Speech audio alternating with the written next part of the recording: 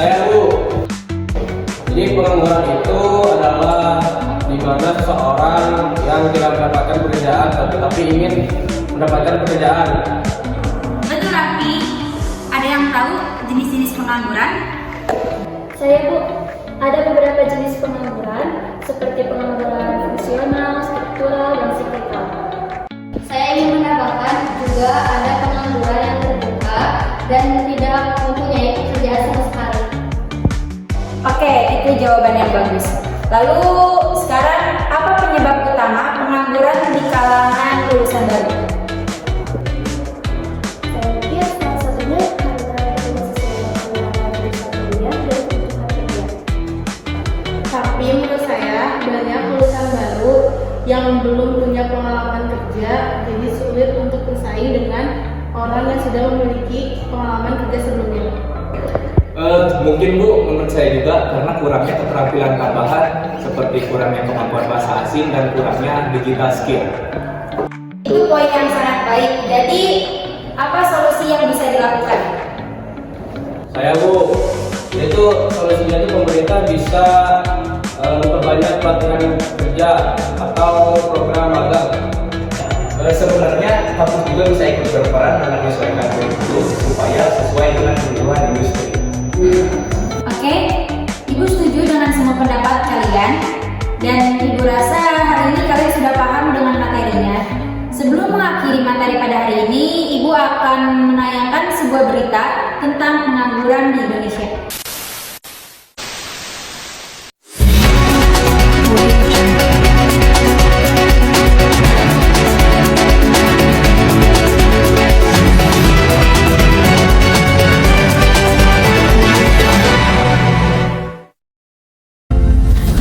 Setelah guncangan badai pemutusan hubungan kerja atau PHK di awal tahun 2025, kini angka pengangguran ikut terseret.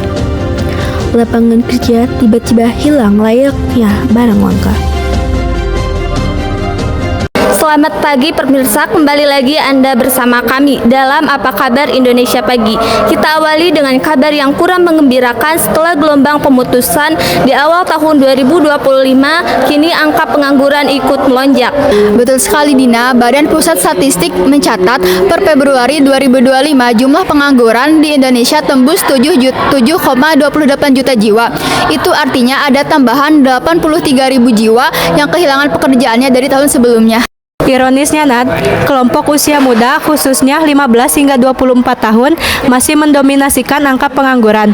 Hal ini disinyalir karena keterampilan mereka belum sesuai dengan kebutuhan industri. Lapangan kerja kini seperti balang angka. Sektor instruksi satu persatu menemukan PHK massal. Kini berdampak pada angka kriminasi di kota besar. Lalu bagaimana strategi pemerintah dan pihak terkait dalam mengatasi masalah pelik ini? Kami sudah bersama para narasumber di studio pagi ini bersama Kak Sabila. Halo Kak Sabila. Halo. Kemudian ada Mas Raffi, staf khusus Kementerian Ketenagakerjaan. Dan yang ketiga ada Mbak Pipa, seorang sosiologi. Halo semuanya. Halo. Saya langsung ke Mas Raffi. Berdasarkan data BPS, pengangguran meningkat. Apa penyebab strategi penyerapan tenaga kerja ini? Terima kasih. Jadi memang ada beberapa faktor eksternal seperti disrupsi digital dan ekonomi global, serta faktor internal seperti produktivitas perusahaan dan ketidaksesuaian keterampilan tenaga kerja. Kami di Kemenaker sudah siapkan rencana tenaga kerja mikro dan pelatihan di 18 provinsi untuk menjawab tantangan ini. Kalau pelatihan vokasi sudah disiapkan, kenapa serapan tenaga kerja masih minim, Mas? Nah, itu karena adanya mismatch atau ketidaksesuaian antara kebutuhan industri dan kompetensi mencari kerja, program magang, vokasi, hingga tenaga kerja mandiri. Sedang kami dorong agar transisi dari sekolah ke dunia kerja bisa lebih lancar. Saya ke Kak Bila, apa tanggapan dari KSPI melihat kondisi ini? Sederhana saja, pada tahun 2024 sudah ada 77.000 PHK. Itu pun masih ada yang belum tercatat. 3 bulan pertama pada tahun 2025 sudah ada puluhan ribu PHK. Ini bukan disrupsi digital, tetapi ini krisis. Jadi apa penyebab utama PHK menurut KSPI? Pertama, efisiensi karena daya beli masyarakat menurun. Kedua, relokasi pabrik ke luar negeri karena relokasi kita yang tidak ramah industri. Kalau relokasi seperti Permendag nomor 8 tahun 2024 dibiarkan, ya perusahaan kabur. Mbak Pipah, dari sisi psikologi, apa dampak sosial dari peningkatan pengangguran ini? Ada 4 dampak ya. Yang pertama itu ada ekonomi, yang kedua itu ada sosial, yang ketiga ada keamanan, dan yang terakhir itu ada politik. Nah, pengangguran itu menyebabkan kemiskinan, lalu adanya gesekan sosial yang meningkat. Banyak yang akhirnya pulang kampung karena tak sanggup bertahan di kota. Peristiwa ini juga berkontribusi pada lonjakannya kriminalitas. Data Polri menyebutkan 60% kriminalitas terjadi di kota besar. Kembali ke desa apakah solusi? Bukan solusi ya, tapi itu pilihan terakhir. Saat semua jalan buntu, mereka kembali ke desa untuk menjadi buruh tani. Untuk Mas Rapi dan Kabila, apakah Satgas PHK sempat disebut sebagai solusi darurat? Apakah ini cukup efektif? Jadi, kami mendukung pembentukan Satgas. Itu bentuk respon cepat pemerintah, tapi tetap perlu didukung oleh pelatihan sertifikasi untuk jangka panjang. Satgas jangan cuma jadi alat kosmetik. Jangan hanya bersihin selokan lalu diklaim menekan akan pengangguran. Itu manipulasi statistik. Solusi harus menyentuh akar masalah, upah rendah, regulasi buruk, dan daya beli masyarakat yang lemah. Terima kasih untuk Mbak Bila, Mas Rapi, dan juga Mbak Pipa untuk waktu pagi hari ini. Sama-sama.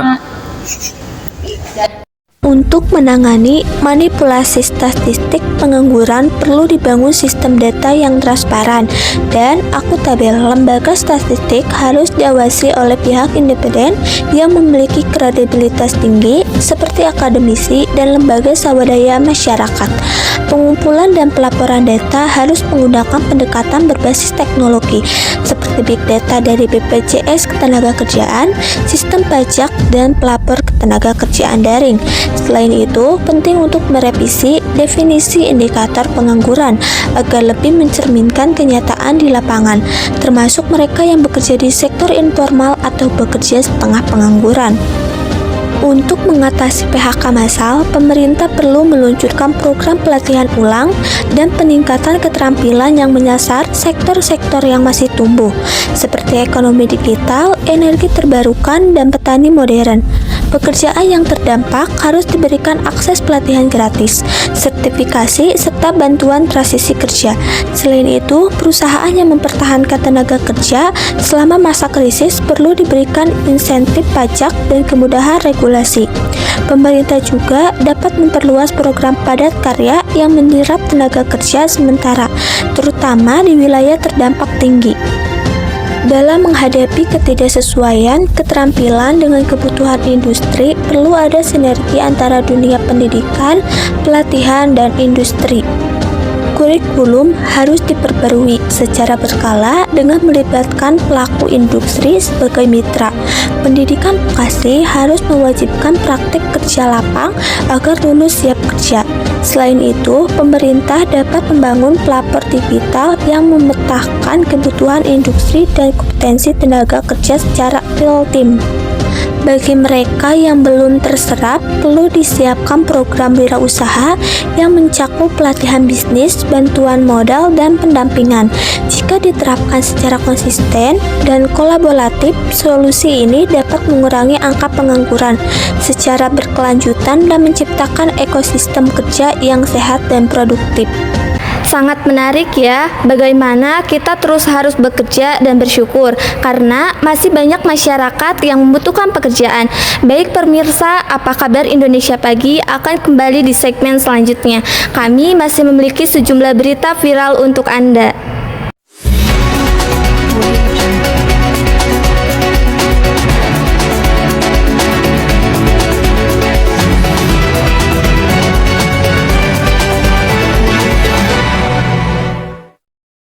Baik, dari tayangan video tersebut, Ibu harap itu dapat menjadi pembelajaran kalian agar tidak menjadi pengangguran setelah lulus nanti. Sekian dari Ibu, terima kasih atas perhatiannya. Sama-sama.